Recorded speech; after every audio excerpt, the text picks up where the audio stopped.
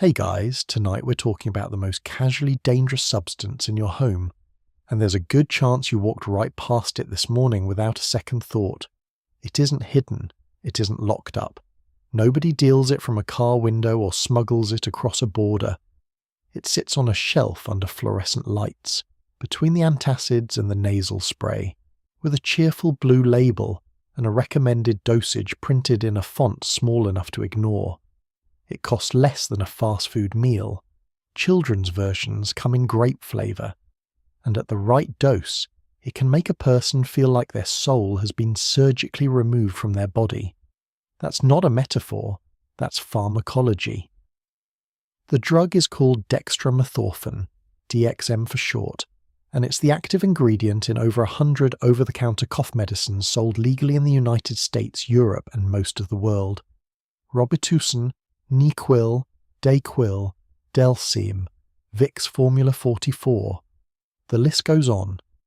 These are products advertised during primetime television, recommended by paediatricians, and purchased by parents who just want their kids to stop coughing at 3 a.m. The paradox at the centre of this story is almost too strange to be real.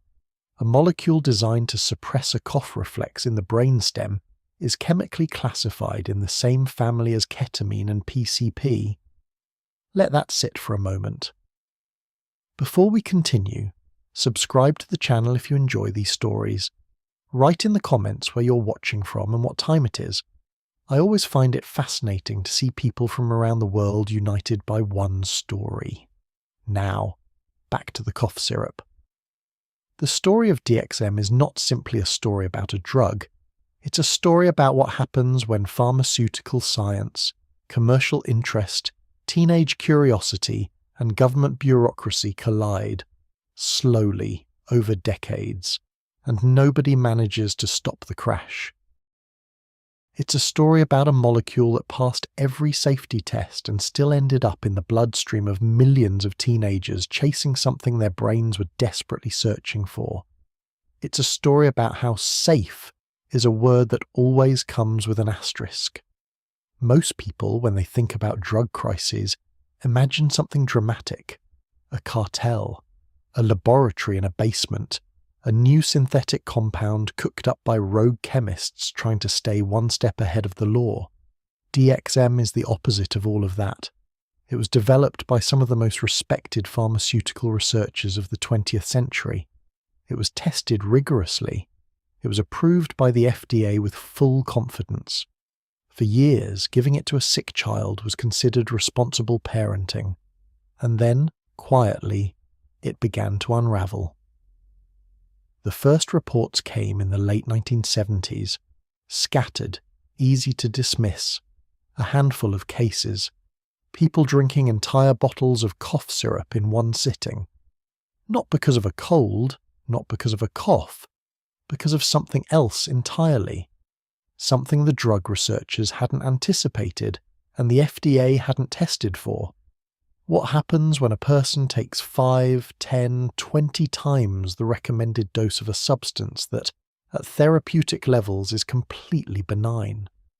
The answer, it turned out, was extraordinary, and not in any way anyone was prepared for.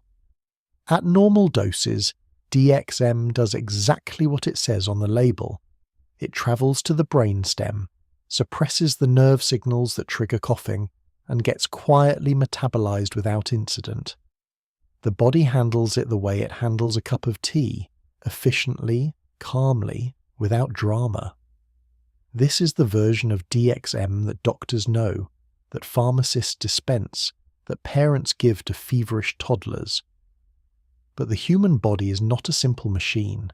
It's closer to a city with 1,000 separate power grids, and some of them don't show up on any official map. When DXM enters the body in large quantities, the liver converts a portion of it into a separate compound called dextrorphan, abbreviated as DXO. This metabolite is significantly more potent than DXM itself. It crosses the blood-brain barrier aggressively, hits receptors that DXM barely touches at therapeutic doses, and begins doing things to the human mind that no cough suppressant was ever supposed to do. The body essentially manufactures a second, more powerful drug out of the first one, inside its own chemistry. This is not a design flaw. It wasn't hidden. The metabolic pathway was known. What nobody fully appreciated, or perhaps didn't want to appreciate, was what that pathway meant at high doses, in real human beings, in the real world. By the 1980s, the scattered reports had become a quiet but persistent pattern. By the 1990s, the pattern had a name. By the early 2000s, it had a culture, a community, a vocabulary, and a body count. But here's what makes DXM genuinely unlike almost any other recreational substance in modern history. It never moved underground. The drug that would eventually be linked to thousands of emergency room visits, documented cases of psychosis, permanent neurological changes, and at least one death that directly implicated a child's over-the-counter medicine. That drug stayed on the shelf. It kept its grape flavour. The bottles kept their cheerful labels. The price stayed under $10. The machinery of commerce and regulation moved slowly, argued in circles, and ultimately decided that the risk wasn't quite big enough to justify the disruption of removing a product from 100 million medicine cabinets. That decision had consequences. Understanding those consequences requires understanding something that most people, even people who have heard of DXM, don't fully grasp. What this molecule actually does to the human brain when it's taken in amounts that nobody stamped on the label. Not in vague terms. Not in the soft, reassuring language of pharmaceutical literature, but in the raw, documented clinical reality of what happens to a person who takes a plateaus 4 dose of dextromethorphan and finds themselves somewhere that has no obvious relationship to the bedroom they were sitting in 5 minutes earlier. That's where this story goes, and it doesn't get softer from here. DXM is legal in most of the world. It is unscheduled at the federal level in the United States. As of today, you can walk into a pharmacy, pick up a bottle, and walk back out without anyone asking a single question. Age restrictions exist in some states, but enforcement is inconsistent and easily circumvented. The internet has more detailed instructions on how to use DXM recreationally than most pharmacology textbooks have on its actual mechanisms. There are people right now, tonight, while you're watching this, who are sitting somewhere with a bottle of cough syrup chasing a high that their government never technically made illegal. Some of them know exactly what they're doing and have done it dozens of times. Some of them have no idea what's coming, and some of them are going to find out the hard way what a molecule developed in a 1950s laboratory can do when a human being treats a recommended dose as a starting point rather than a ceiling. This is the story of DXM, not the version on the label, the real one. It starts in a pharmaceutical laboratory 60 years ago, with scientists who genuinely believed they were making the world safer. It runs through decades of regulatory inaction, teenage experimentation, internet communities, and medical journals. It passes through emergency rooms and school counselors' offices and federal hearings that went nowhere. And it ends, if it ends at all, in the place it always started, a shelf in your home, in a bottle you probably haven't thought twice about. The science is stranger than most people expect. The history is more uncomfortable.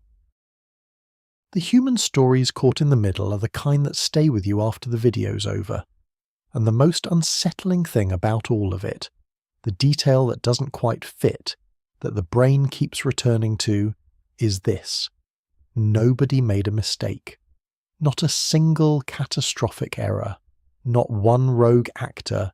Not one moment of deliberate malice. Just a series of reasonable decisions made by reasonable people that somehow produce something nobody fully intended. That's usually how the most dangerous things happen. The year was 1952, and the United States had a codeine problem nobody wanted to talk about. Codeine had been the standard cough suppressant for decades. Effective, reliable, and deeply, structurally addictive. Every bottle of cough syrup on the market contained a controlled opioid that doctors handed out to children as casually as aspirin. The medical establishment understood the risk but had nothing to replace it with, so it kept prescribing, and the pharmacies kept dispensing, and somewhere in the background, quietly, the addiction numbers climbed. The pressure to find an alternative was real. The Cold War had introduced a new kind of paranoia into American public life, a suspicion of weakness, dependency, vulnerability. A nation that was supposed to be the strongest on earth was handing its children opiates for winter coughs. Something needed to change, and it needed to be scientifically bulletproof. Pharmaceutical companies responded the way pharmaceutical companies always respond to a problem with a large market attached to it. They threw money at chemistry. Roche, Merck, and a handful of smaller research houses began systematic testing of morphin compounds, a chemical family related to opioids but with structural differences that, in theory, would eliminate the addictive properties. The logic was elegant in the way that laboratory logic often is. Take the useful part of the molecule, remove the dangerous part, and you're done. The reality of human neurochemistry, as always, was more complicated than the theory. Hundreds of compounds were screened. Most failed immediately, too toxic, too sedating, too unpredictable. A small number advanced to animal testing. Fewer still made it to human trials. The process was slow, expensive, and relentlessly methodical, in the way that 1950s pharmaceutical research prided itself on being. Then one compound cleared every hurdle. Dextromethorphan, the right-handed optical isomer of a morphin derivative, suppressed the cough reflex with impressive consistency. It showed no significant binding to opioid receptors in the test available at the time. It didn't sedate. It didn't cause respiratory depression at therapeutic doses. Animals tolerated it well. Early human trials produced no red flags. By every measurable standard of 1950s pharmacology, the molecule was exactly what the industry had been searching for. The FDA approved dextromethorphan in 1958. The announcement landed without controversy, without protest, without a single dissenting voice from the scientific community. It was positioned as a triumph, proof that modern chemistry could outsmart the biological trap that codeine had set. Within a few years, it was in dozens of products. Within a decade, it was in medicine cabinets across the developed world. The researchers weren't wrong exactly. At the doses printed on the label, DXM is genuinely safe.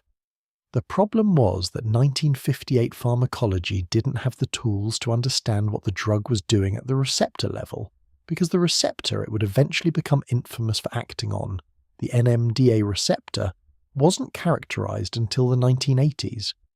The scientists approved a drug whose most dangerous mechanism hadn't been discovered yet. It's the pharmacological equivalent of clearing a building for occupancy before anyone invented the concept of load-bearing walls. For 20 years, nothing happened. DXM sat in medicine cabinets, suppressed coughs, and generated quiet, steady revenue for pharmaceutical manufacturers who had no reason to look closer. Doctors prescribed it for children. Ads showed smiling families. The product was mundane in the best possible way, effective, forgettable, safe. The first crack appeared in 1975. A brief report in a clinical journal noted an unusual pattern. A small number of individuals had been presenting to emergency rooms after consuming very large quantities of cough syrup, not accidentally, deliberately. The report was short, cautiously worded, and didn't assign much urgency to the finding. It described the affected individuals as displaying dissociative symptoms and altered states of consciousness, language that in 1975 didn't carry the alarm it would today. The authors noted it as an anomaly worth monitoring. Nobody monitored it. By the late 1970s, the anomaly had quietly expanded.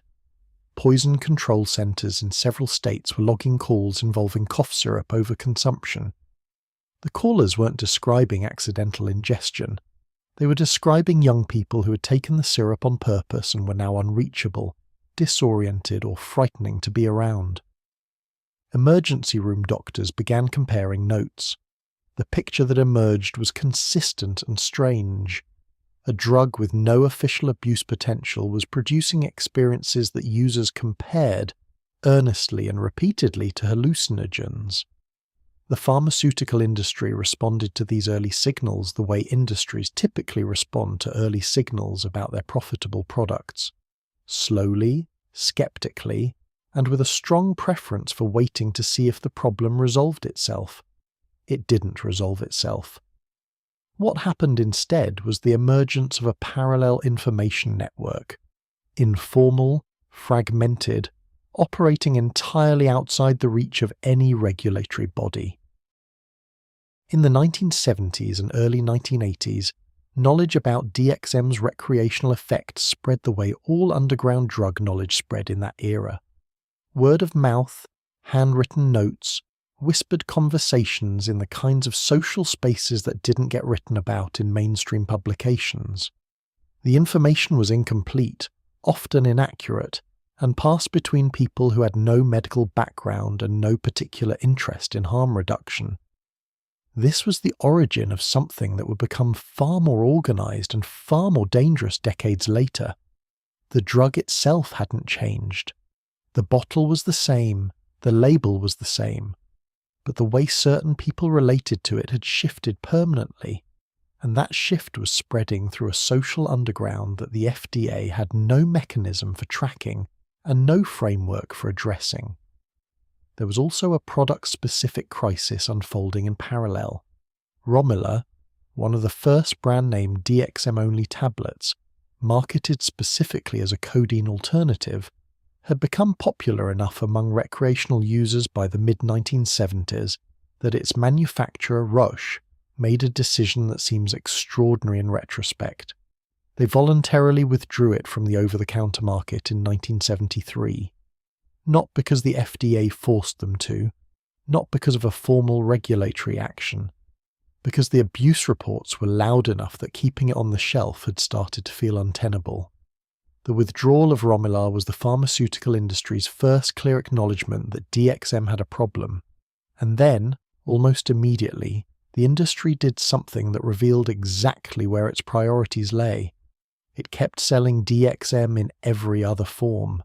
Syrups, liquids, gels, combination products with antihistamines and decongestants added to complicate extraction. The molecule stayed on the market. Only the convenient tablet form disappeared. This single decision, remove the easy form, keep the profitable form, shaped the next 50 years of DXM abuse. Users adapted. They learned to work with syrups. They developed techniques. The underground knowledge network absorbed the new constraint and evolved around it, as underground networks always do. By 1980, dextromethorphan had a secret second life that ran alongside its official one. The pharmaceutical world saw a safe, well-tolerated cough suppressant generating steady revenue. The underground saw a legal, accessible, cheap gateway to experiences that had no other easily available equivalent. Both versions of the drug existed simultaneously, in the same bottles, on the same shelves. The FDA saw the data. The pharmaceutical companies saw the data. The hospitals were filing the reports. The information existed. The system had every component required to take action. And yet the bottles stayed on the shelves. The labels didn't change. The price didn't go up. The grape flavor remained. What was coming in the 1990s and 2000s would make those early reports look like a footnote. The internet was still a decade away, and when it arrived, it would take everything that had been a quiet, contained underground phenomenon and transform it into something the regulatory system had never encountered before and was completely unprepared to handle. But that story requires understanding something first, something the pharmaceutical researchers of 1958 couldn't have known, and something that even today most people who've heard of DXM have never been clearly told: what this molecule actually does inside a human brain when the dose climbs past the number on the label. That mechanism is unlike anything in mainstream pharmacology. It doesn't work the way alcohol works, or marijuana, or opioids. It works in a way that makes the experiences it produces genuinely difficult to describe, and genuinely difficult to predict, and genuinely impossible to make safe simply by wishing they were. To understand why DXM does what it does, it helps to think about the brain not as a single organ, but as a conversation. Millions of neurons firing signals back and forth, constantly negotiating the boundary between the self and the world outside it. That boundary is not as solid as it feels. Most drugs interfere with one or two specific parts of that conversation. Alcohol slows the whole thing down. Opioids flood the reward system and muffle pain. Stimulants accelerate the signals until the system starts misfiring. These mechanisms are relatively well understood, and the experiences they produce are in some sense predictable. People know what drunk feels like. They know what high feels like. The language exists because the experiences have enough consistency across individuals to be described. DXM does something categorically different, and the reason starts with a receptor most people have never heard of. The NMDA receptor, N-methyl D-aspartate receptor, is one of the most important structures in the human brain. It governs synaptic plasticity, which is the mechanism underlying learning and memory. It regulates how neurons communicate across the synapse. It plays a foundational role in perception, consciousness, and the brain's continuous process of constructing a coherent model of reality. Without functioning NMDA receptors, the brain cannot do what brains are fundamentally built to do: make sense of the world. At high doses, DXM is a powerful NMDA receptor antagonist. It blocks these receptors the way a key jammed into a lock blocks every other key, not by opening anything, but by preventing the normal mechanism from functioning.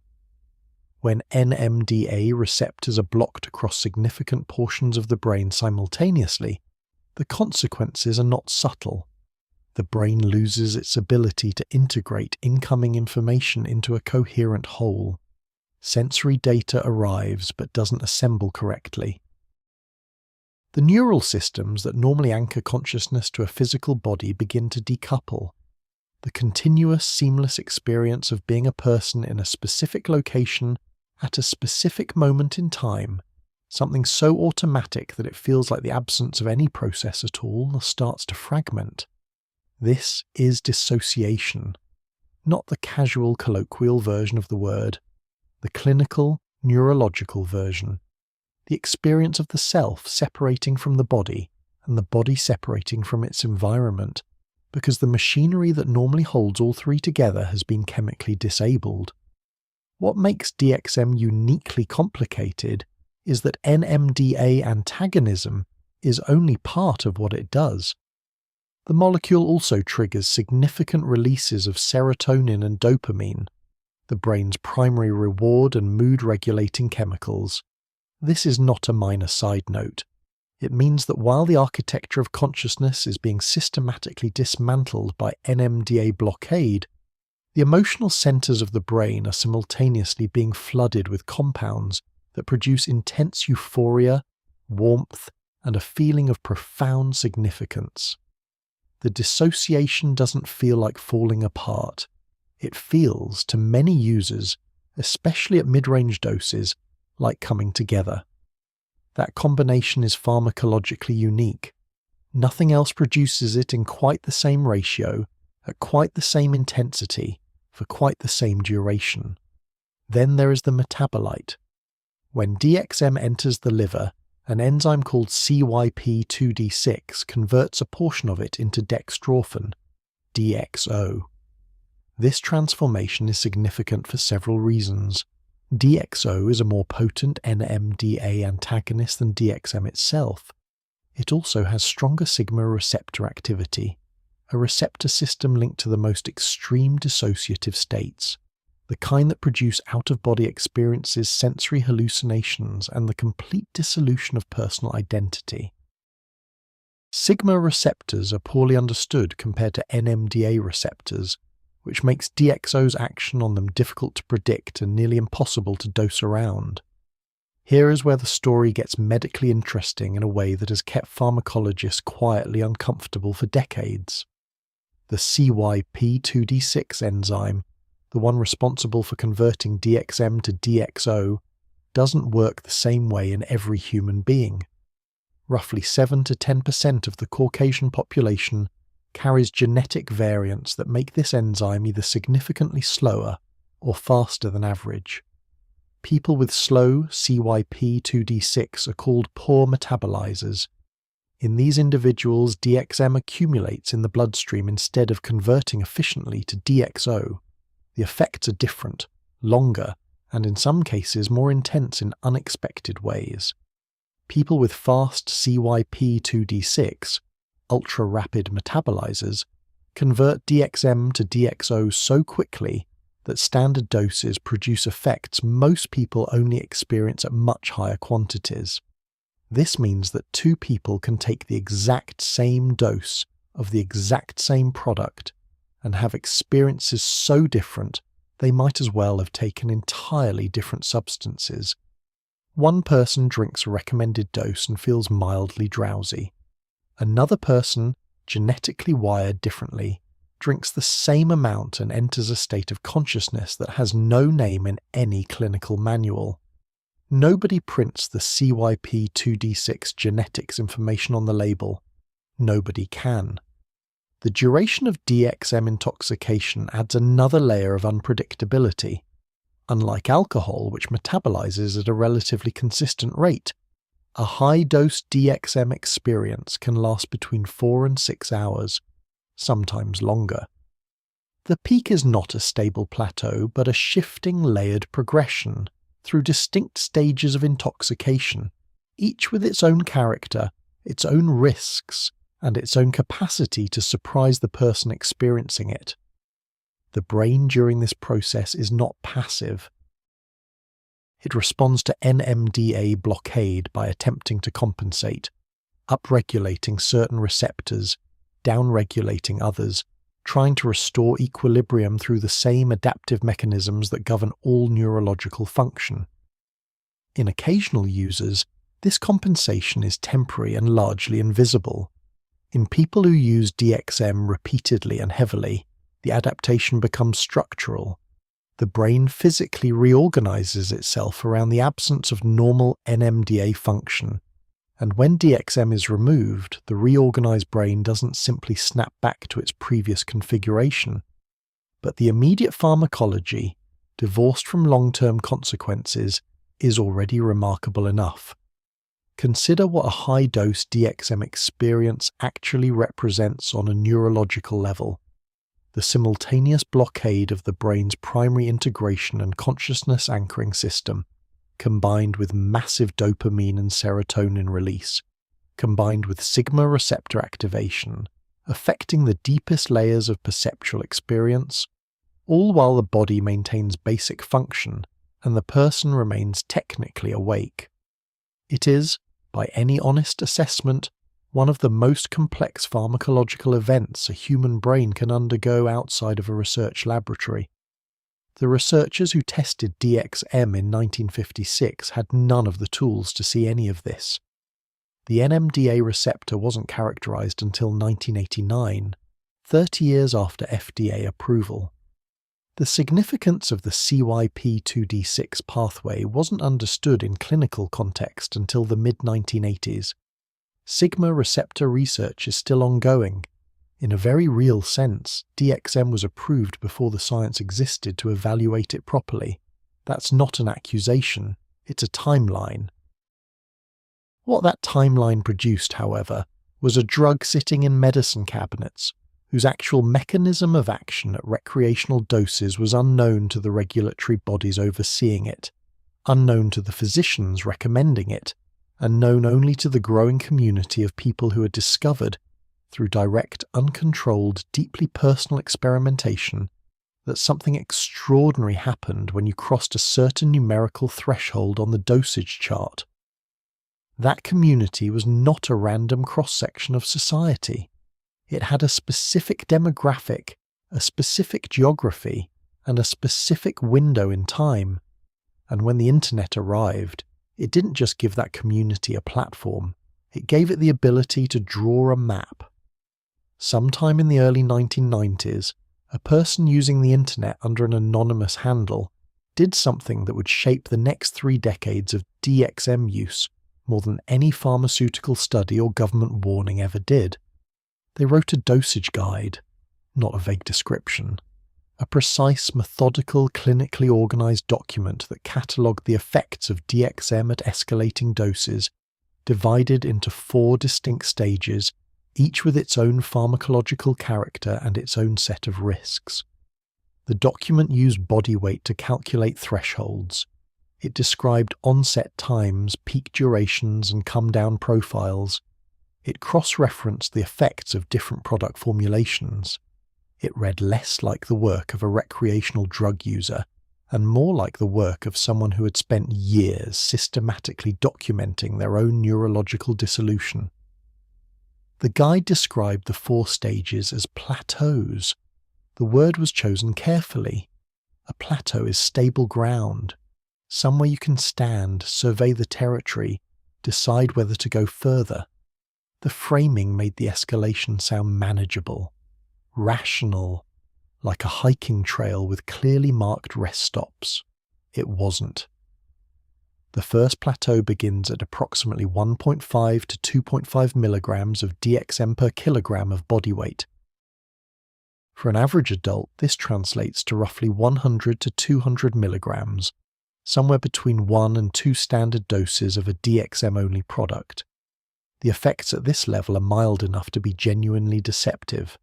Users report a light euphoria, mild stimulation, slightly enhanced sociability, and a barely perceptible softening of sensory input. The experience has been compared consistently to the early stages of alcohol intoxication, the pleasant part before the room starts moving. Most people who've accidentally taken a bit too much cold medicine and felt unexpectedly pleasant have been here without realizing it. This is the plateau that hooks people. It feels safe because it is mostly safe. It feels like a reasonable trade for a few dollars and a trip to the pharmacy. The problem is that it also feels like a floor with a trapdoor in it. The second plateau requires approximately 2.5 to 7.5 milligrams per kilogram. The gap between plateau 1 and plateau 2 is not a gentle slope, it's a threshold. Cross it, and the experience transforms. The mild euphoria intensifies sharply. Music changes character in ways that are difficult to describe and consistently reported across thousands of independent accounts. Coordination degrades noticeably. The brain's sense of time begins to stretch and compress in irregular intervals. Users describe a simultaneous awareness of being intoxicated and a feeling that their intoxication is somehow meaningful, that something important is being revealed. This is where the serotonin and dopamine flood becomes most dominant, before the NMDA blockade at higher doses starts dismantling the emotional coherence of the experience. Plateau 2 has a warmth to it, a seductiveness. Many users who intend to stop here don't, because nothing about the experience signals danger. Everything about it signals the opposite. Plateau 3 is a different country entirely. At 7.5 to 15 milligrams per kilogram, DXM stops behaving like an intoxicant and begins behaving like a surgical instrument. Sensory input doesn't simply become distorted, it becomes unreliable in a fundamental sense. Vision may produce hallucinations that aren't random noise but structured, geometric, and emotionally loaded. The sense of physical location within a room becomes uncertain. Users report looking at their own hands and not being sure those hands belong to them. The technical term is depersonalization, the subjective experience of being separated from one's own identity. At plateau 3, depersonalization stops being a psychiatric symptom and becomes the primary characteristic of the experience. The out-of-body component is not metaphorical. Users consistently describe, in independent accounts spanning decades and multiple countries, the experience of observing their own body from a vantage point above or beside it. They describe moving through spaces that have no geometric relationship to their actual physical environment. They describe encountering what feel like distinct internal presences, separate from their ordinary sense of self. This is NMDA blockade at clinical intensity. The brain's integration systems are sufficiently disrupted that the continuous narrative of selfhood, the story the brain tells itself about who and where it is, breaks down completely. What remains is consciousness without an anchor. For some people, this is terrifying. For others, it becomes the specific thing they keep coming back for. Then there is the fourth plateau. Nobody who has not experienced plateau 4 can be told what it is in language that adequately captures it. This is not mysticism, it's a limitation of language itself. The accounts are consistent and bizarre, and to any neurologically informed reader, deeply alarming. Doses above 15 milligrams per kilogram produce what the DXM community came to call a sigma hole, a reference to the sigma receptor activity that dominates at this level. The NMDA system is not merely disrupted, it is essentially offline. Users report complete loss of awareness of their physical body, not the dissociation of plateau 3, where the body can still be observed from a distance. The body stops existing as a concept entirely. Personal identity, the accumulated sense of being a continuous person with a name, a history, a set of relationships to the world, dissolves. Time stops functioning as a linear experience and becomes something more like a texture. Users describe existing without location, without biography, without any of the reference points that normally constitute being a person. The clinical term is ego death. The experience has documented parallels with near-death experiences, with stage 4 anesthesia, with the most extreme documented psychedelic experiences. The neuroscience of exactly what the brain is doing at this level of NMDA blockade is still not fully understood. What is understood is the dose required to get there. Here is the number that changes everything about the plateau system. The difference between a therapeutic cough-suppressing dose and a plateau 4 dose is approximately a factor of 20. 20 times the recommended amount. This sounds like a sufficient barrier, a gap so large that accidental crossing seems impossible. But the arithmetic is not as protective as it appears. A teenager weighing 60 kilograms needs roughly 900 milligrams to reach plateau 4. A standard 355 milliliter bottle of Robitussin maximum strength contains 354 milligrams of DXM, 3 bottles, $9. The barrier between a cough remedy and ego death is 3 bottles of cough syrup, and the willingness to ignore several hours of significant physical discomfort. Nausea, particularly, which is the body's most persistent objection to what is being done to it. Many people push through the nausea. Many don't make it to plateau 4 and end up in plateau 3, disoriented and unable to call for help, in a body that no longer feels cooperative. Many combine DXM with other substances to reduce the nausea, not understanding that the interactions they're creating can be orders of magnitude more dangerous than the DXM itself. And many, especially the young, especially the inexperienced, especially the ones who found the dosage guide online and treated it like an instruction manual rather than a warning, many cross plateau boundaries they intended to stay below because the pharmacokinetics of oral DXM don't produce instant feedback. The drug takes time to peak. A person at plateau 1 can decide to take more and not understand they've just committed their brain to plateau 3 before they feel any change at all. The plateau system was documented with the language of exploration. It was framed as knowledge, as harm reduction, as a map of territory worth understanding. And in some narrow sense, it was. Knowledge is better than ignorance, even when the knowledge describes something dangerous. But a map of an abyss is still a map of an abyss, and maps, by their nature, invite people to travel. The dosage guide spread through online communities in the mid-1990s. It was copied, translated, reformatted, and embedded into websites that received tens of thousands of visitors.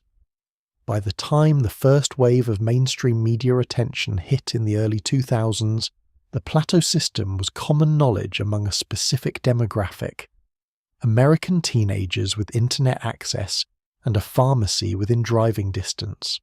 That demographic was enormous, and the crisis that followed was not quiet. The internet didn't create the DXM problem, it industrialized it.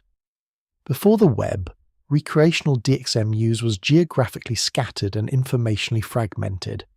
It spread through personal networks, limited by geography and the speed of human conversation. Someone had to physically know someone who had done it. The knowledge was uneven, inconsistent, and self-limiting in the way that all word-of-mouth information eventually is.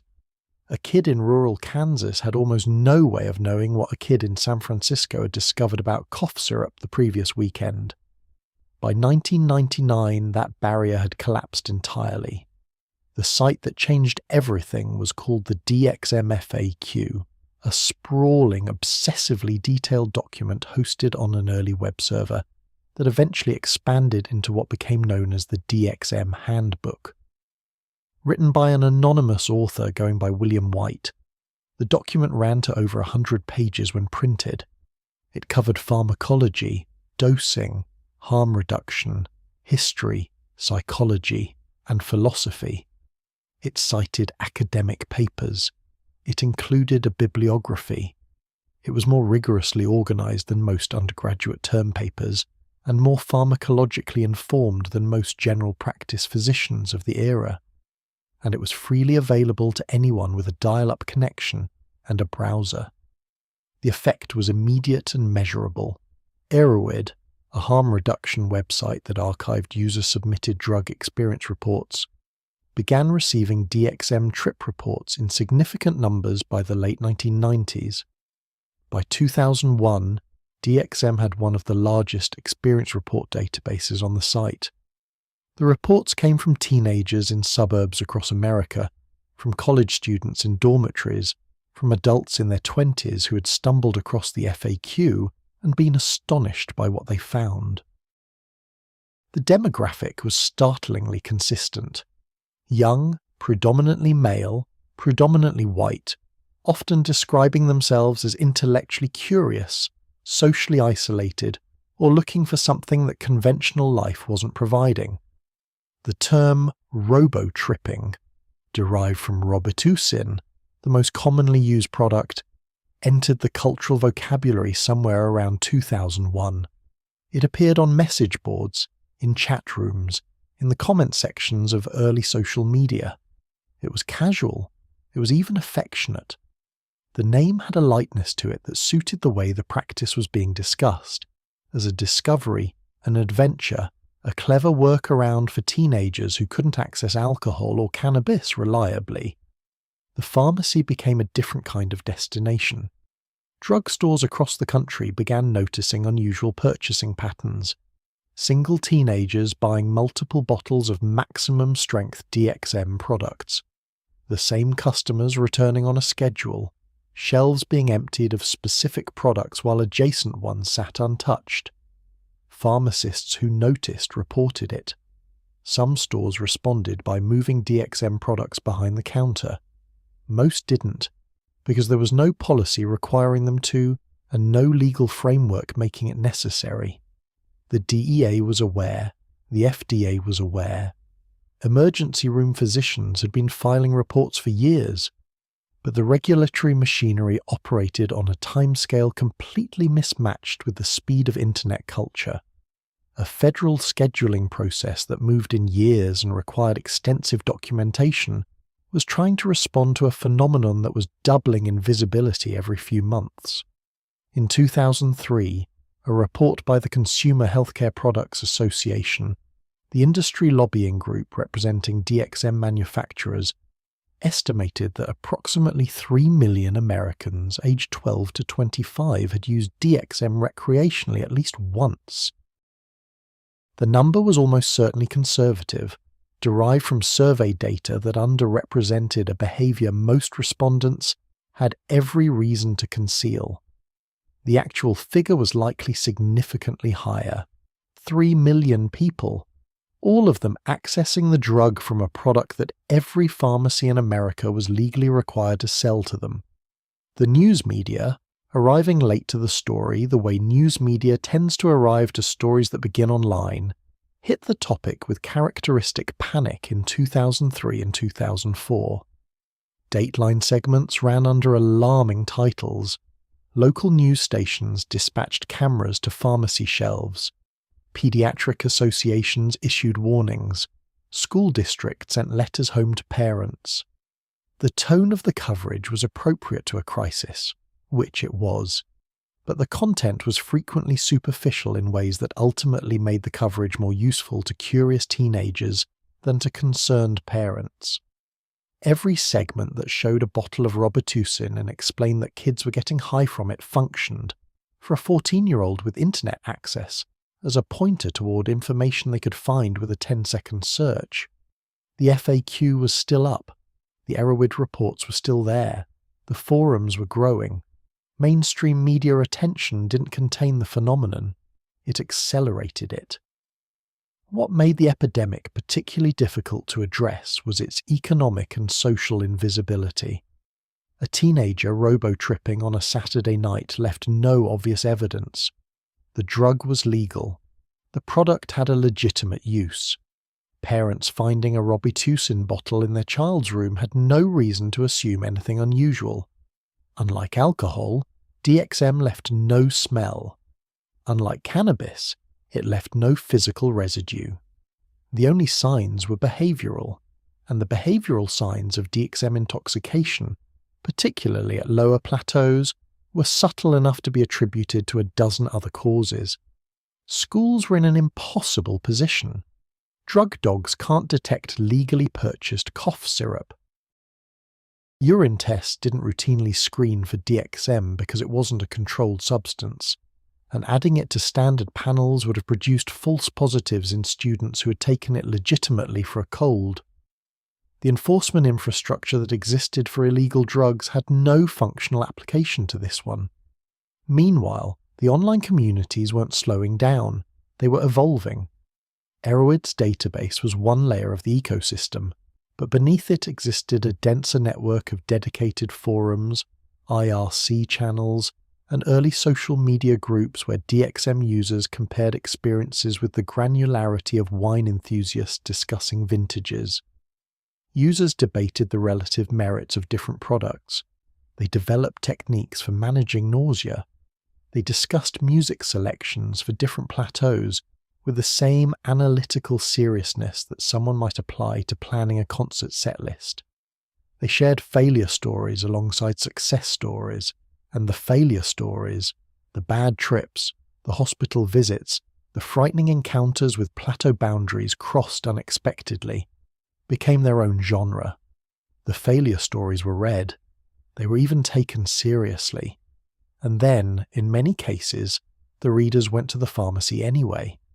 This is the behavioral paradox at the heart of every substance that produces powerful altered states. Knowledge of risk and willingness to accept risk are not in opposition. For a specific type of person, in a specific type of psychological state, the risk is not a deterrent. It's part of the appeal. The danger confirms that something real is happening, that the experience is significant enough to carry consequences. The teenagers driving the robo-tripping epidemic were, on average, not reckless in the conventional sense. Many of them were avid readers of the harm reduction materials. Many of them had studied the plateau system carefully, calculated their doses with attention to body weight, and made genuine efforts to use the drug as safely as it could be used. This made the injuries that resulted no less real and no less preventable, but it made them harder to explain with a simple narrative about irresponsible behaviour. The narrative was more uncomfortable than that. By 2006, the epidemic had produced enough documented harm to force actual policy movement at the state level. Several states began passing legislation requiring photo identification for DXM product purchases, treating cough syrup with the same verification system used for alcohol. California, New York, and a handful of others followed. The legislation was imperfect and inconsistently enforced, but it represented the first formal acknowledgement by any government body that DXM status as a freely available over-the-counter product was incompatible with the scale of its documented misuse. The pharmaceutical industry watched the state-level movement with intense attention, because what happened at the state level had a clear trajectory toward what might happen at the federal level. The lobbying response was swift, coordinated, and well-funded. The argument made was not that DXM wasn't being misused. The evidence was too strong to contest. The argument was that restriction would harm the far larger population of legitimate users, that alternative products existed, and that education was a more appropriate response than regulation. It was, in most states, a winning argument. The bottles stayed on the shelves, but the bodies had started piling up, and the cases coming out of emergency rooms and coroners' offices were about to make the policy debate significantly harder to avoid. The first thing to understand about DXM deaths is that most of them don't look like DXM deaths. They look like accidents. They look like complications. They look like a tragic but isolated intersection of factors that, viewed individually, each seem manageable. A teenager who took too much of something, a college student who mixed the wrong substances, a young adult whose medical history interacted badly with a legal product. The death certificates don't always say DXM. They say cardiac arrhythmia, respiratory failure, serotonin syndrome, hypothermia. The drug is often the mechanism, not the listed cause. This is not accidental. It's a statistical artifact of how coroners classify deaths involving legal substances that also have legitimate medical applications. The most dangerous interaction DXM produces, and the one responsible for a disproportionate share of its body count, is with a class of drugs taken daily by tens of millions of Americans. Selective serotonin reuptake inhibitors, better known as SSRIs, Prozac, Zoloft, Lexapro, Paxil. The most commonly prescribed antidepressants in the world, medications that millions of teenagers are taking for anxiety, depression, and OCD, the precise psychological conditions that also make a person more likely to seek out the kind of experience DXM provides. The overlap between the population most likely to use DXM recreationally and the population most likely to be on an SSRI prescription is not coincidental. It is a Venn diagram that should alarm anyone who thinks carefully about it. SS is work by increasing serotonin availability in the brain. DXM, as established, also releases serotonin in significant quantities. Combine the two, and the result is not simply additive, it's a cascade. Serotonin levels in the brain spike to dangerous heights, triggering a condition called serotonin syndrome, a potentially fatal medical emergency characterized by hypothermia, muscle rigidity, rapid heart rate, seizures, and in severe cases, organ failure and death. Serotonin syndrome does not build slowly. It can develop within hours of exposure. It does not always look dramatic in its early stages. The initial symptoms are agitation, confusion, sweating, and rapid heartbeat, all of which can be attributed to a difficult drug experience rather than a life-threatening emergency. This ambiguity kills people. The person in the room who is deteriorating looks like someone having a bad trip, not someone whose core body temperature is rising toward a threshold from which the brain doesn't recover. The case that became most cited in DXM harm reduction literature involved a 14-year-old in Texas in 2003. His name was not widely published. He was a minor, and his family declined media attention, but his case was documented in clinical literature and became a reference point in subsequent regulatory discussions. He had been prescribed sertraline, Zoloft, for anxiety.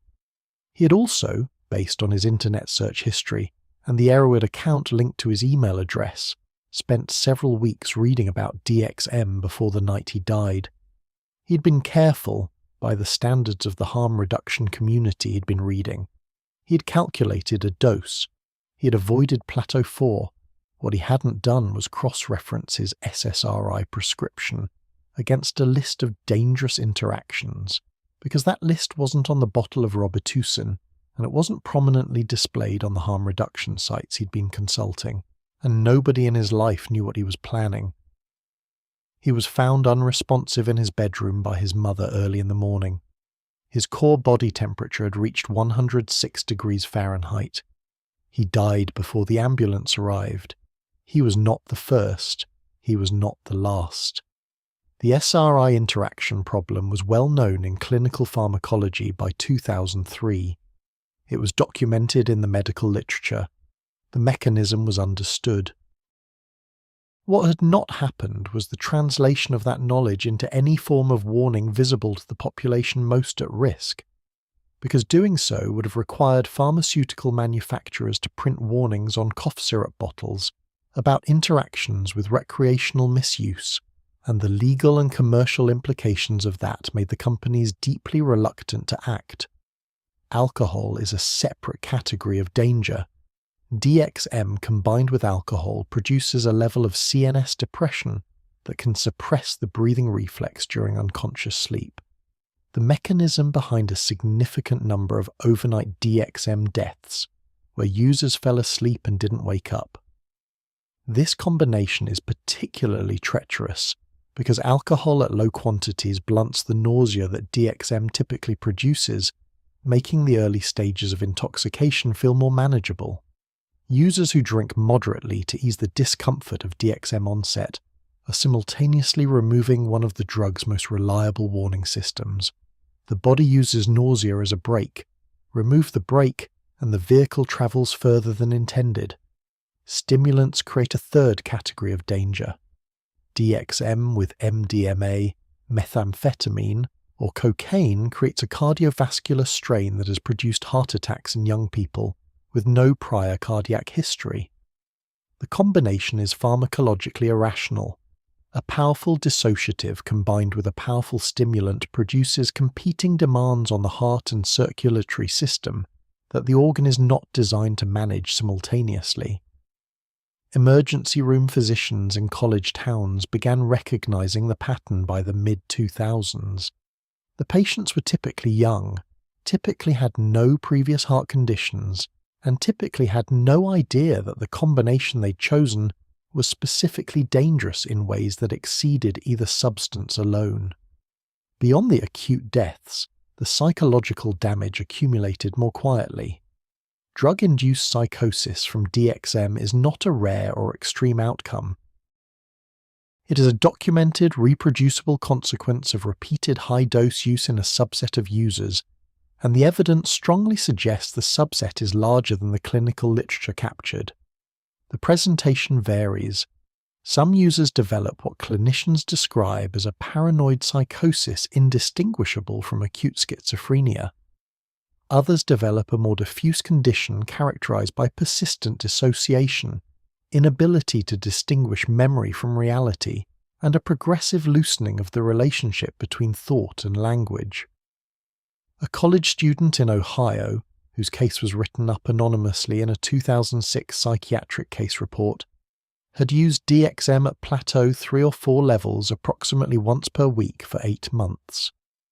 He stopped when the experience became indistinguishable from ordinary reality, not because the drug had worn off, but because his baseline state had gradually shifted to resemble the drug state. He was admitted to a psychiatric facility after his roommate found him standing in the hallway of their dormitory, unable to recognize his own name. He spent 11 weeks in inpatient psychiatric care. The official diagnosis was substance-induced psychotic disorder. His attending psychiatrist noted in the case report that the patient's symptom profile was, on initial presentation, clinically identical to a first episode schizophrenia presentation, a misdiagnosis that, had it gone unrevised, would have resulted in a completely different treatment trajectory and, almost certainly, a worse long-term outcome. The case raised a question nobody was fully prepared to answer.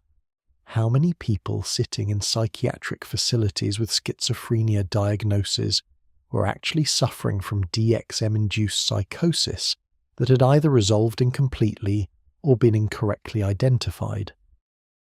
The honest answer, then and now, is that nobody knows. Toxicology panels used in psychiatric intake assessments routinely did not include DXM during this period because it was legal and therefore not prioritized for screening. The symptom overlap between high-dose DXM-induced psychosis and several primary psychiatric disorders is significant enough that without a positive toxicology result and an accurate patient history, neither of which was always available, correct diagnosis was not guaranteed. The deaths that were counted undercounted the actual toll. The psychiatric casualties that were documented undercounted the actual damage. And beneath both categories existed a third, larger, and entirely invisible population. People who had used DXM heavily, experienced significant psychological consequences, recovered incompletely, and never sought medical attention at all. People who were slightly different afterward, slightly less anchored, slightly more prone to the kind of ambient dissociation that doesn't qualify as a disorder, but makes a life harder to inhabit. These people don't appear in any database. Their damage doesn't register in any official count. They are the statistical dark matter of the DXM story, present everywhere in the data's margins, quantifiable nowhere in its center. What the body count represents, in its most honest form, is not just a record of individual tragedies. It's evidence of a systemic failure to connect pharmacological knowledge to regulatory action at a speed matching the pace at which people were being harmed. The knowledge existed. The mechanism was understood. The population at risk was identifiable. And the system responsible for protecting that population was moving, at every level significantly slower than the harm. The underground community that had grown up around DXM had long been aware of the danger. They had documented it extensively and discussed it seriously. But awareness and behavior modification are not the same thing, and the community that built the most detailed harm reduction resources in the DXM world was simultaneously the community most deeply embedded in a culture that treated risk as a feature rather than a warning. That community was stranger, more complex and more self-aware than any outside observer expected. And understanding it is essential to understanding why the DXM story never resolved cleanly, why it couldn't be fixed with a warning label or a public service announcement or even a scheduling decision. They called themselves dissonauts. The name was self-coined, carried without irony, and said everything about how this community understood itself, not as addicts, not as delinquents, but as explorers navigating interior territory that conventional consciousness couldn't access. The word combined dissociation with astronaut. It implied methodology. It implied courage. It implied that what they were doing was a form of travel rather than a form of destruction, and that distinction mattered to them enormously. The DXM underground that crystallized in the late 1990s and early 2000s was unlike the subcultures surrounding most recreational drugs. It had an intellectual self-image that was genuine rather than performative. The communities on Usenet, early forums and dedicated websites weren't primarily trading sources and prices. They were trading ideas about consciousness, about identity, about the nature of perception, and the reliability of subjective experience. The drug was a tool. What it was a tool for was the subject of thousands of posts, essays, and trip reports that read less like substance abuse documentation and more like amateur phenomenology. William White's DXM FAQ had set the tone. That document treated DXM not as a recreational shortcut but as a serious psychoactive substance deserving serious analysis. It discussed neuroscience, philosophy, and psychology with genuine rigor. It attracted a readership that self-selected for a certain kind of mind. Curious, analytical, often academically inclined, frequently struggling with the specific combination of high intelligence and social alienation that late adolescence inflicts on particular types of people with unusual cruelty. The forums that grew around this culture had hierarchies based entirely on knowledge. Status came from the quality of your trip reports, the depth of your pharmacological understanding, the sophistication of your harm reduction contributions. Someone who had done DXM 50 times and written thoughtful accounts of each experience outranked someone who had done it once and posted bragging rights. The community actively discouraged casual or reckless use, not for moral reasons but for epistemological ones. Sloppy methodology produced bad data. Bad data served no one. This created a paradox that the community never fully resolved and probably couldn't have. The same infrastructure built to make DXM use safer also made it more accessible and more appealing. The detailed dosage guides, the harm reduction protocols, the trip reports that describe profound and meaningful experiences, all of it functions simultaneously as protective documentation and as an extraordinarily effective advertisement. A teenager who found these communities while searching for information about DXM didn't encounter warnings that scared them away. They encountered a sophisticated, intellectually engaging subculture that made the drug sound not merely interesting, but potentially transformative. The harm reduction content and the recruitment content were the same content. There was no separating them. The rituals that developed within the community reflected this dual character. Experienced users developed elaborate protocols for DXM sessions, specific set and setting requirements, musical selections organized by plateau level, pre-session meditation, or intention-setting practices borrowed from psychedelic culture. They maintained detailed personal logs.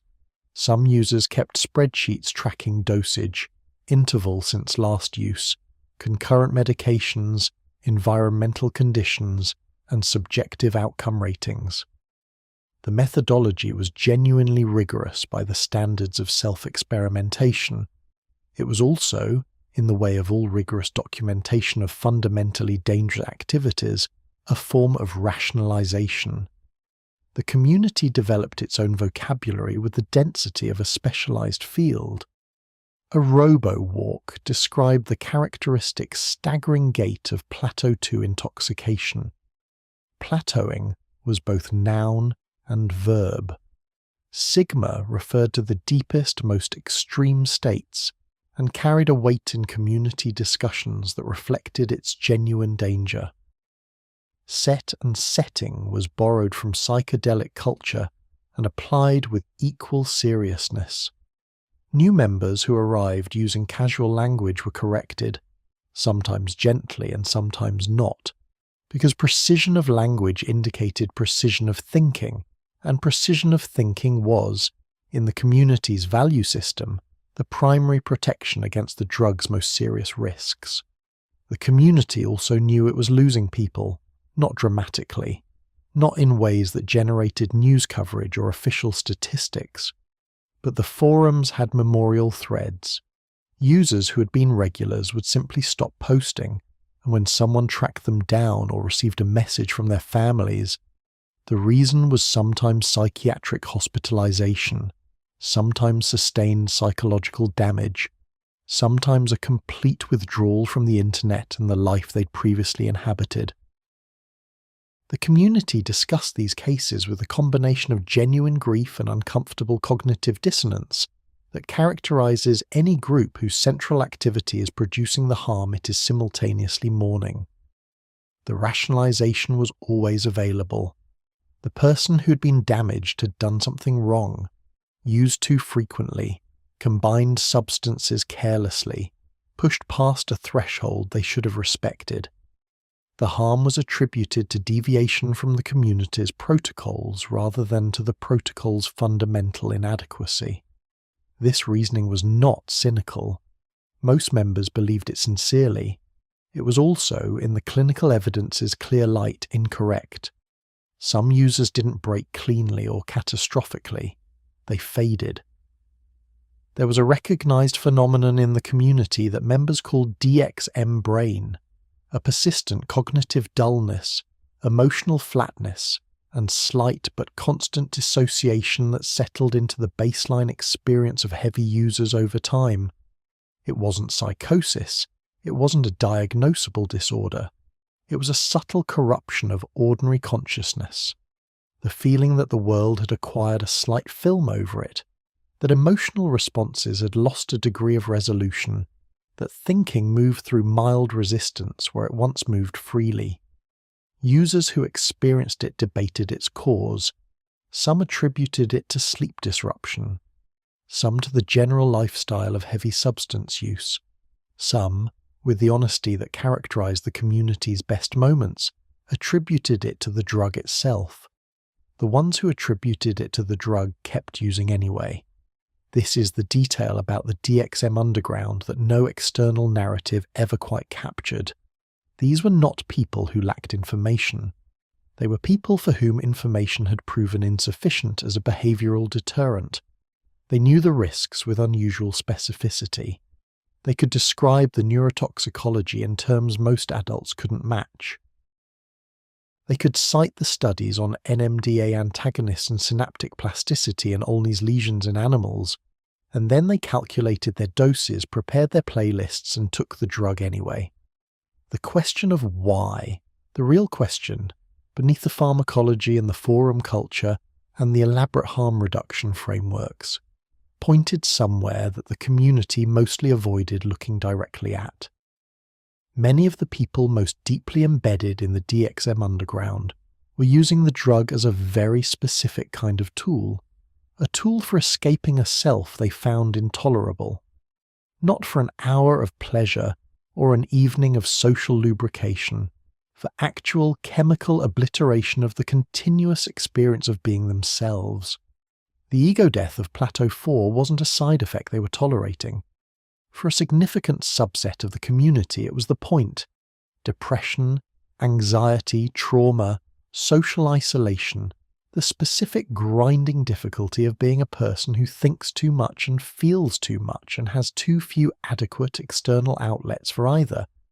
These were the substrates the community ran on. The drug didn't create those conditions. It offered a temporary chemical exit from them. And temporary chemical exits from unbearable internal states have a well-documented tendency to become permanent behavioral commitments. The Dysnauts built something genuinely remarkable, a body of harm reduction knowledge, a community of serious inquiry, a set of practices that represented the most responsible possible engagement with a deeply irresponsible activity. They also, through the very act of building it, kept thousands of people connected to a drug that was quietly damaging them in ways that careful documentation couldn't prevent. The community is still out there. The forums evolved, migrated platforms, contracted and expanded across different corners of the internet. The original FAQ sites are archived. The Erowid reports number in the thousands. The accumulated record of a generation's worth of self-experimentation with a legal dissociative sits in publicly accessible databases, waiting for the next 14-year-old with a browser and a question their parents can't answer. What that record doesn't contain, what no forum thread or harm reduction guide ever fully addressed, was the question of what repeated NMDA blockade at recreational doses was doing to the brain tissue of its users on a cellular level. That question was being answered in laboratories, in animal studies, in clinical observations that were building into a picture that the pharmaceutical industry was watching with significant discomfort, and the regulatory bodies were approaching with characteristic slowness. The picture was not reassuring. In 2005, the FDA convened an internal review of dextromethorphan's regulatory status. The timing was not coincidental. Emergency room data had accumulated past the point of comfortable dismissal. State legislatures were acting independently, creating a patchwork of inconsistent regulations that the federal government found administratively embarrassing.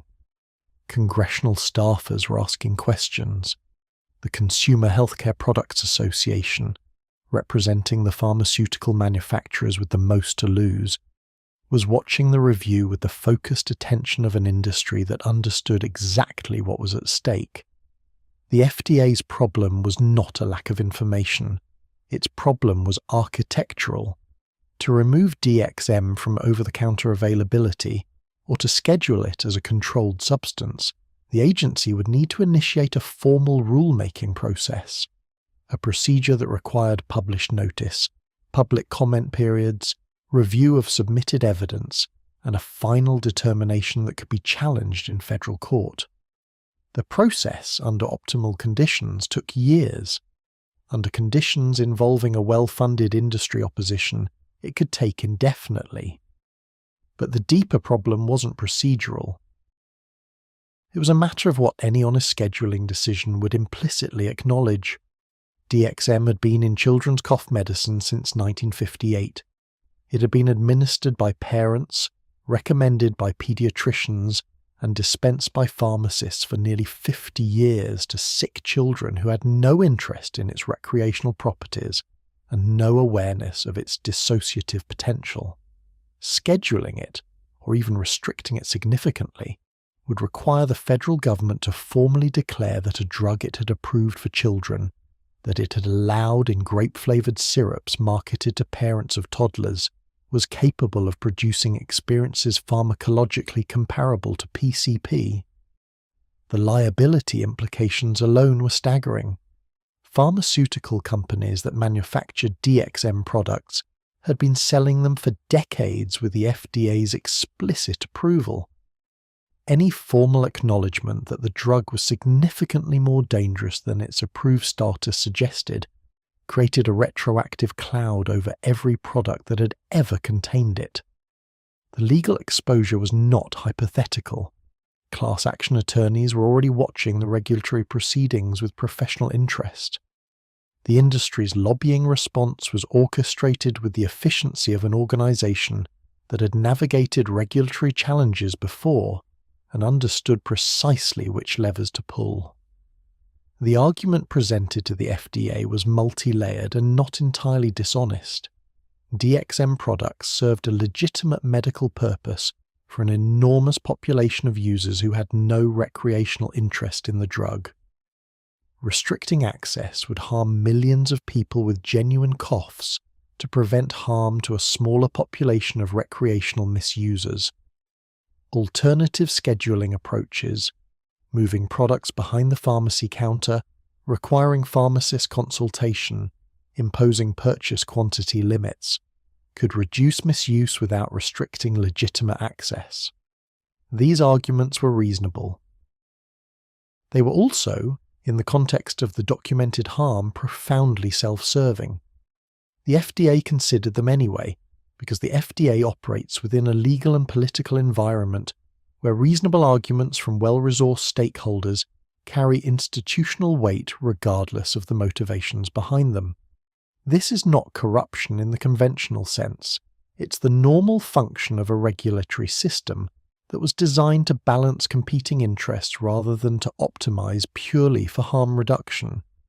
The review concluded without a federal scheduling decision. DXM remained unscheduled.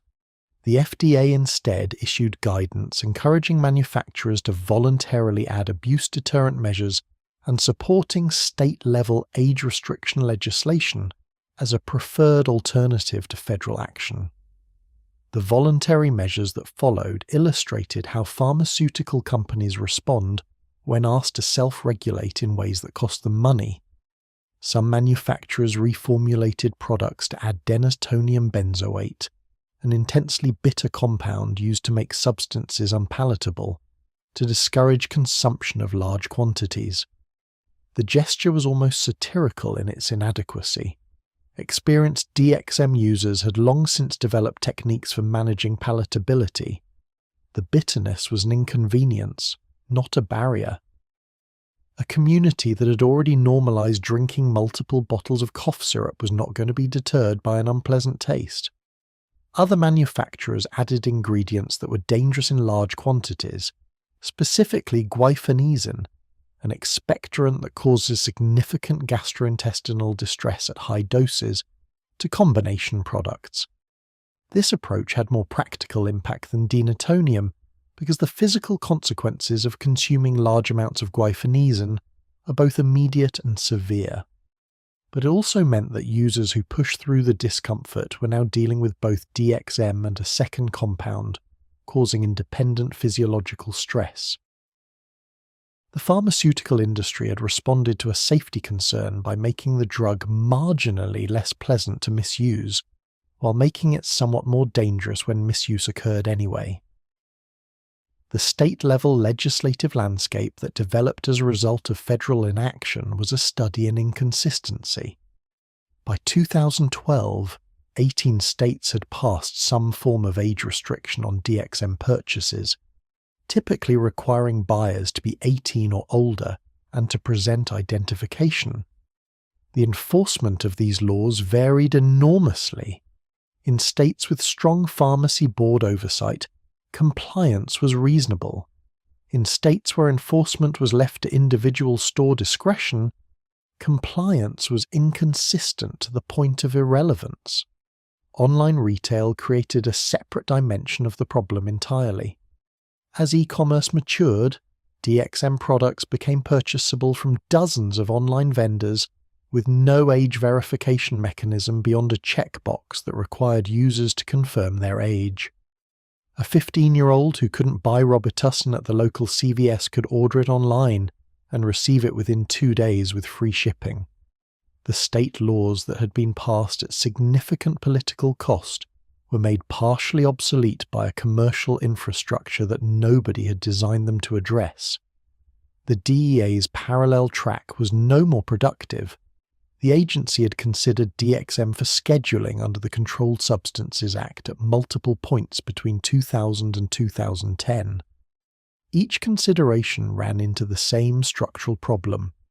The CSA's scheduling criteria required a finding that the substance had high abuse potential, no accepted medical use, or inadequate safety under medical supervision. DXM had accepted medical use extensively for decades. Its abuse potential was documented but contested in ways that made legal challenges to any scheduling decision viable. The safety question was the most complicated of all, because the drug was genuinely safe at therapeutic doses and genuinely dangerous at recreational ones, and the law had limited capacity to hold both of those things simultaneously.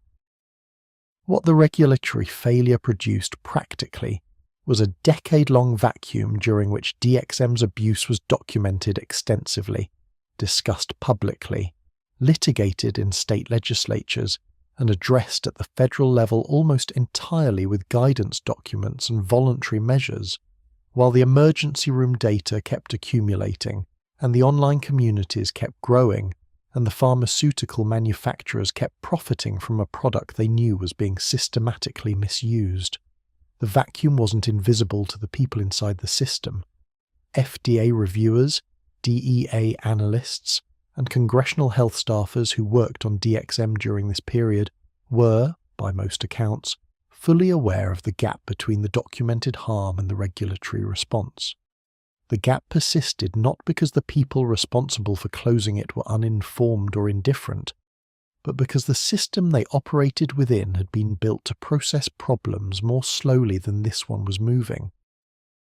By the time federal regulation caught up, partially incrementally inadequately, the cohort of teenagers who had driven the robo-tripping epidemic of the early 2000s had already grown up. Some of them were fine. Some of them were in recovery from dependencies they still struggled to name, in a culture that didn't have good language for psychological addiction to a legal substance. Some of them were carrying neurological consequences that the science was only beginning to characterize. And the science, when it finally delivered its clearest findings, told a story that should have been uncomfortable for everyone who had argued, at every regulatory juncture, that the evidence wasn't strong enough to act.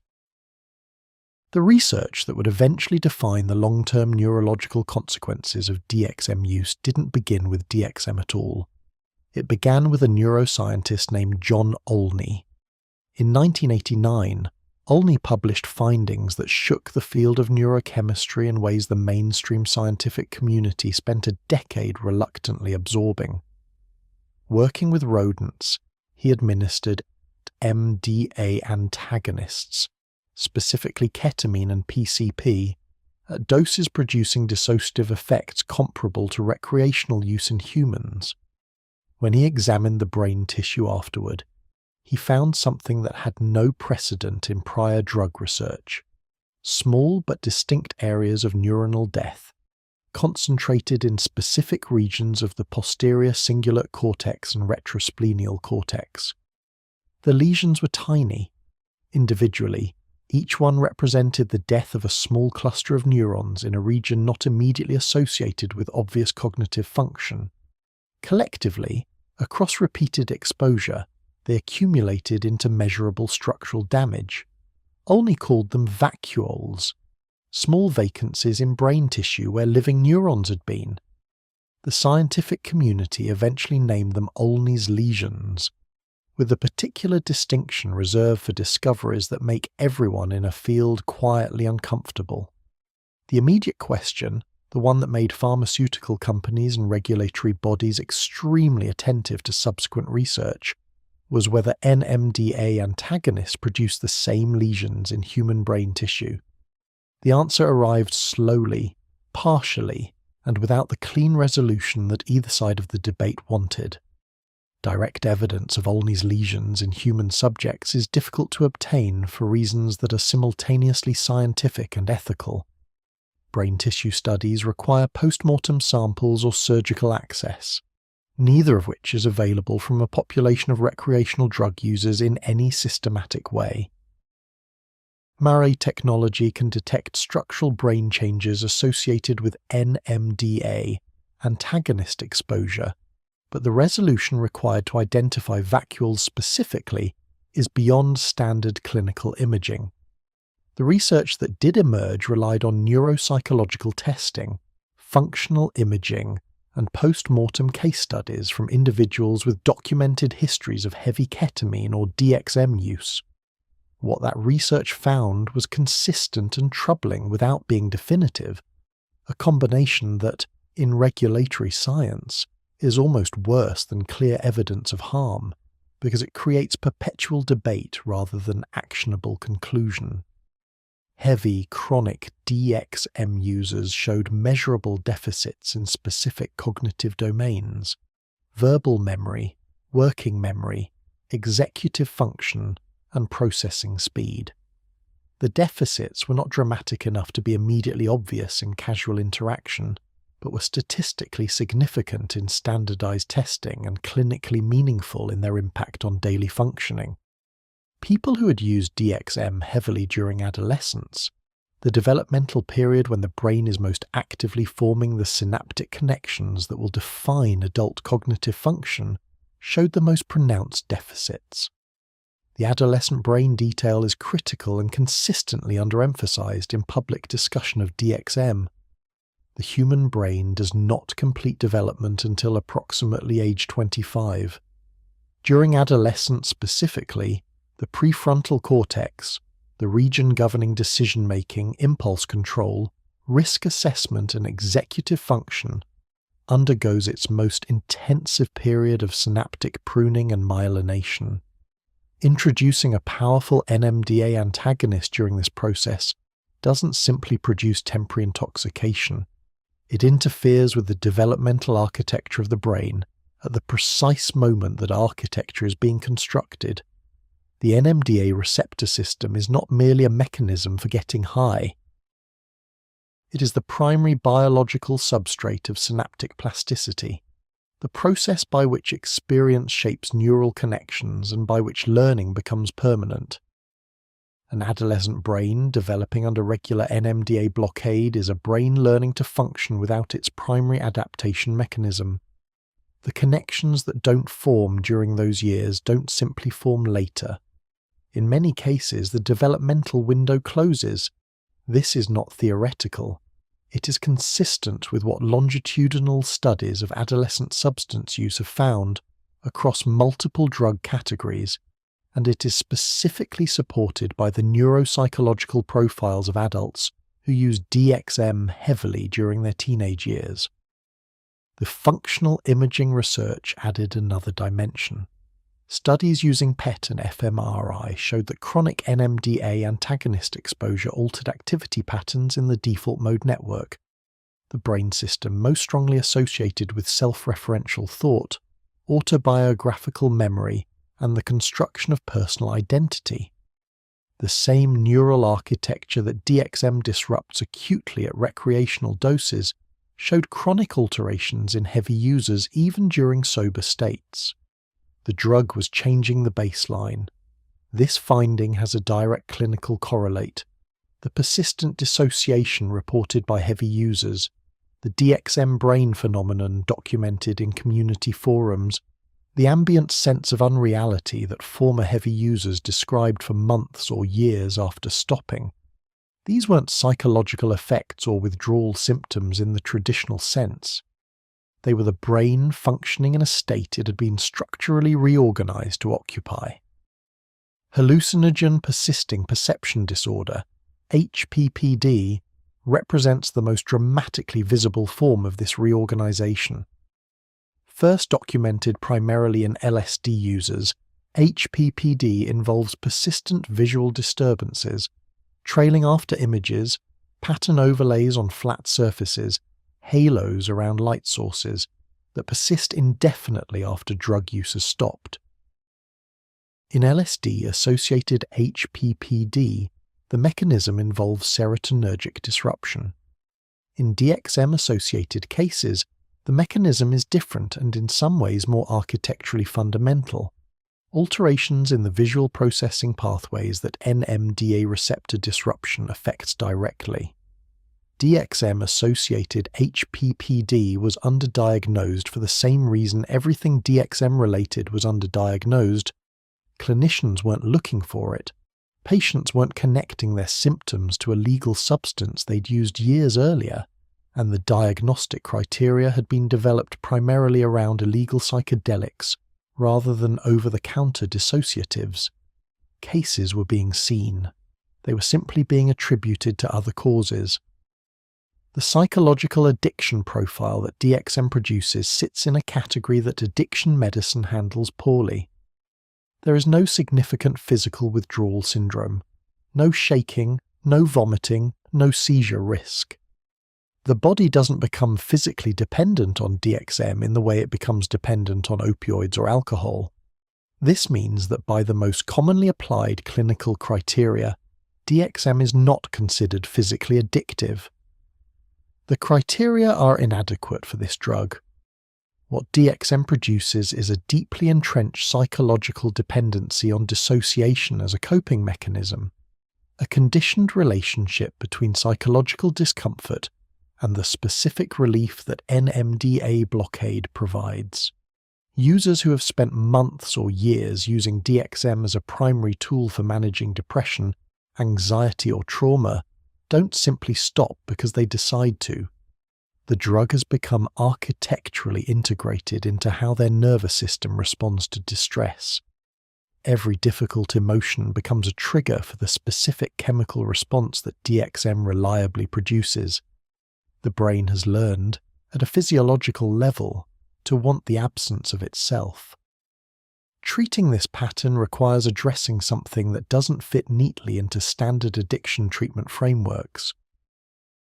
12-step programs were designed around substances with physical withdrawal components and clear physiological dependency.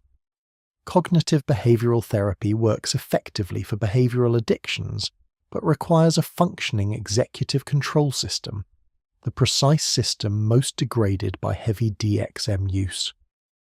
Patients present with cognitive deficits that compromise the primary tools of their own treatment. The long-term care infrastructure for DXM dependency was, for most of the epidemic's duration, essentially non-existent. Addiction specialists who encountered these patients were often encountering the drug category for the first time. Treatment was improvised, inconsistently effective, and largely invisible to any kind of systematic outcome tracking. The people who fell through the resulting gaps didn't disappear. They continued living their lives with brains that had been quietly, measurably, permanently altered by a substance that their government had never seen fit to classify as dangerous. Some of them recovered substantially. The brain's plasticity, the same property DXM disrupts, also enables significant recovery given sufficient time, abstinence, and cognitive engagement. Young brains, even damaged ones, retain more capacity for reorganization than the research sometimes implies in its grimmer passages. Recovery was possible. It was also slow, incomplete, and dependent on resources that not everyone had access to. The research that documented all of this was available. It sat in journals, in conference proceedings, in the files of FDA reviewers and DEA analysts who had been tracking the DXM question for years. It didn't produce a scheduling decision. It didn't result in a federal age restriction. It didn't change the label on the bottle. What it did do was build, incrementally, the evidentiary foundation for arguments that would eventually move certain manufacturers to voluntarily reformulate some products, not under regulatory compulsion, but under the quiet pressure of liability calculations becoming untenable. The gap between the science and the shelf remained. It was smaller than it had been. It was still wide enough for people to fall through. The teenagers who drove the robo-tripping epidemic of the early 2000s are in their 30s now. Some of them are fine, or close enough to fine that the distance is invisible from the outside. They have jobs, relationships, mortgages, children of their own. They remember their DXM years the way people remember other youthful experiments with altered states, as something that happened, that they survived, that occasionally surfaces in conversation as a story that lands somewhere between funny and disturbing depending on the audience. Some of them are not fine, not catastrophically, not in ways that make the news or generate case reports, just quietly, persistently, subtly not fine, carrying a slight cognitive friction, a mild emotional flatness, a tenuous relationship with their own perceptual baseline that never fully resolved. They don't always connect it to the cough syrup. There's no mechanism that prompts them to make that connection. Nobody sends a letter 20 years later explaining what the research eventually found. The bottles on the shelf don't know any of this. They don't remember. In 2018, the state of California passed legislation effectively banning the sale of DXM products to minors. The most comprehensive state-level restriction to date. It was a significant step, legislatively speaking, and it arrived roughly 15 years after the epidemic it was partially designed to address had already peaked. Other states followed with varying degrees of commitment and enforcement. The federal government, by 2024, had still not scheduled DXM as a controlled substance. The drug remains, at the national level in the United States and in most countries worldwide, an unregulated compound available without prescription to anyone who walks into a pharmacy with the purchase price. What changed was quieter than legislation and more durable than any single regulatory decision. The pharmaceutical landscape shifted incrementally as manufacturers responded to liability pressure that regulation hadn't created but litigation threatened to create. Several major DXM products were reformulated with combination ingredients specifically chosen to make recreational use physically unpleasant enough to discourage it.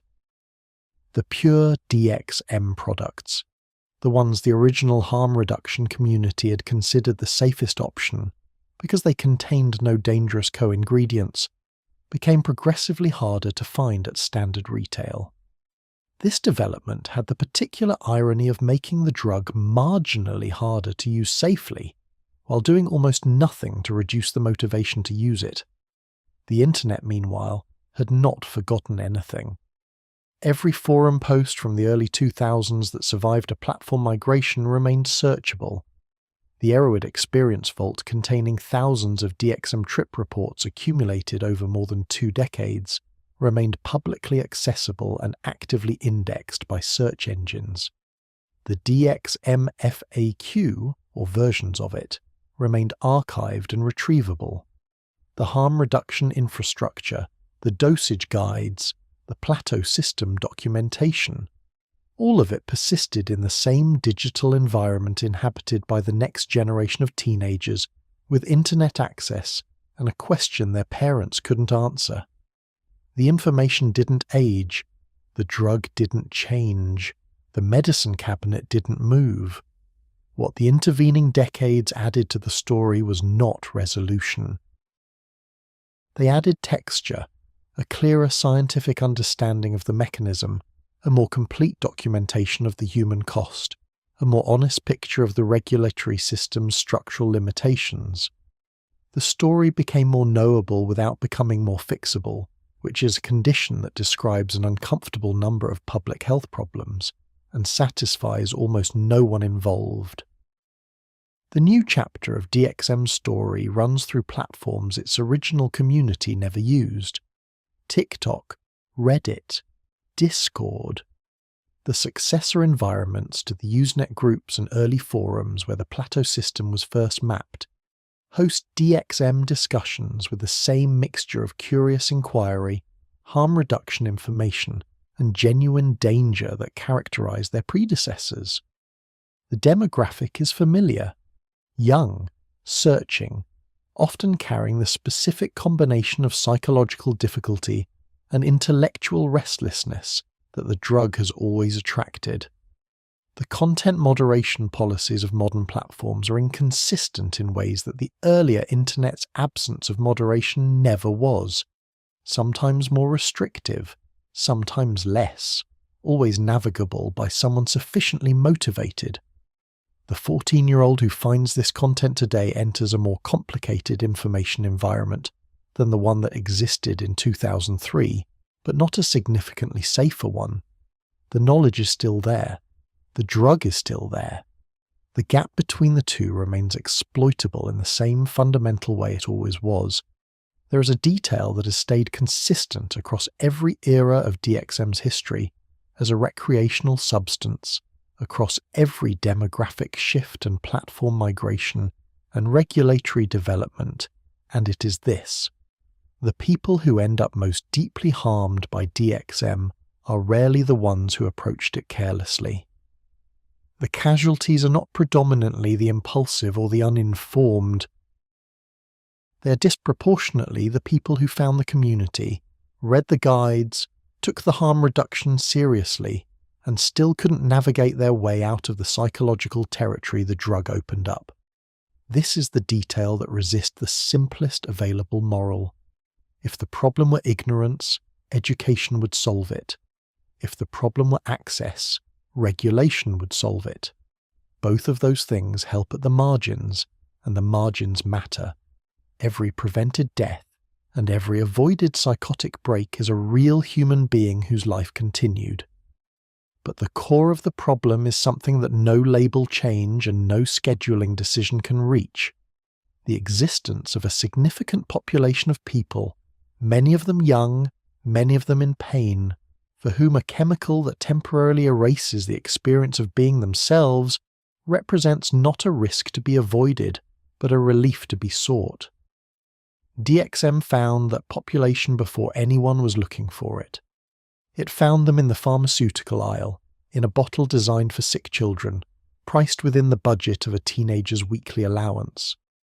The society that produced this situation didn't do so through malice or indifference in any simple sense. The researchers who developed DXM were doing their best science. The FDA reviewers who approved it were working within the knowledge available to them. The pharmaceutical companies that lobbied against scheduling were behaving consistently with their legal obligations to their shareholders. The regulatory system that moved too slowly was constrained by processes designed to prevent different kinds of harm. Each individual decision, reviewed in isolation, looks defensible. The aggregate outcome is not defensible. It is simply what happened. John Olney published his lesion findings in 1989 and spent the following decade watching the field absorb them incompletely. The researchers who documented DXM's effects on the adolescent developing brain published their findings in journals that regulators read without acting on them at federal scale. The emergency room physicians who recognized the serotonin syndrome pattern filed reports that didn't translate into label warnings fast enough to prevent the deaths that followed. The harm reduction community built the most comprehensive safety documentation available for a drug it simultaneously kept alive. Everyone was doing something. Nothing was sufficient. The cough syrup is still there, exactly where it has always been. Second shelf, between the antacids and the nasal spray, cheerful label, grape flavour for the children's version. The price has gone up slightly with inflation.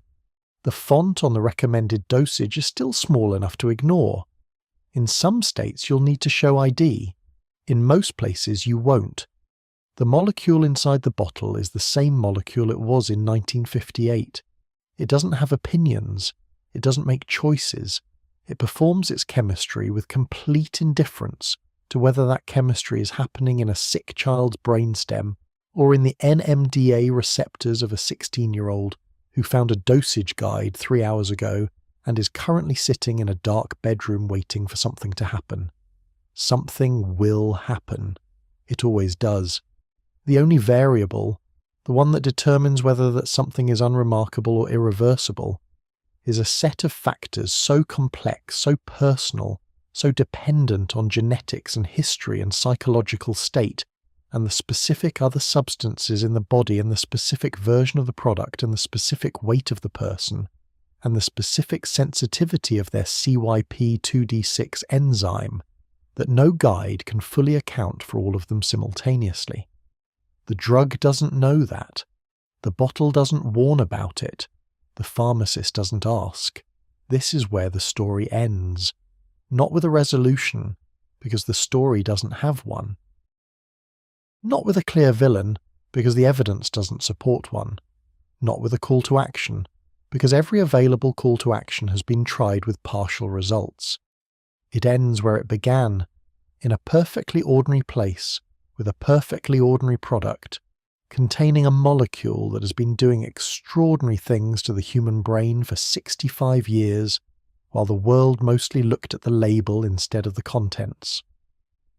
The most dangerous substances in modern society are rarely the ones that arrive with obvious warning signs. They don't come with skull and crossbones packaging or underground dealers or dramatic origin stories.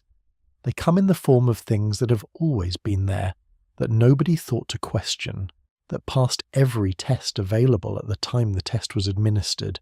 They come in grape flavour. They come with a dosing cup. They sit in your medicine cabinet right now, next to the Band-Aids, waiting with the infinite patience of chemistry for the moment when someone in your house decides that the number on the label is a floor rather than a ceiling. That moment has happened millions of times. It will happen again. The only thing that changes any of it, the only lever that has ever actually moved the needle on outcomes like these, is the specific quality of knowledge that goes beyond reading a label or a forum post or even a detailed harm reduction guide. The kind of knowledge that understands not just what a drug does to a brain, but what a brain is reaching for when it seeks the drug in the first place. That understanding doesn't come from pharmacology. It doesn't come from regulation.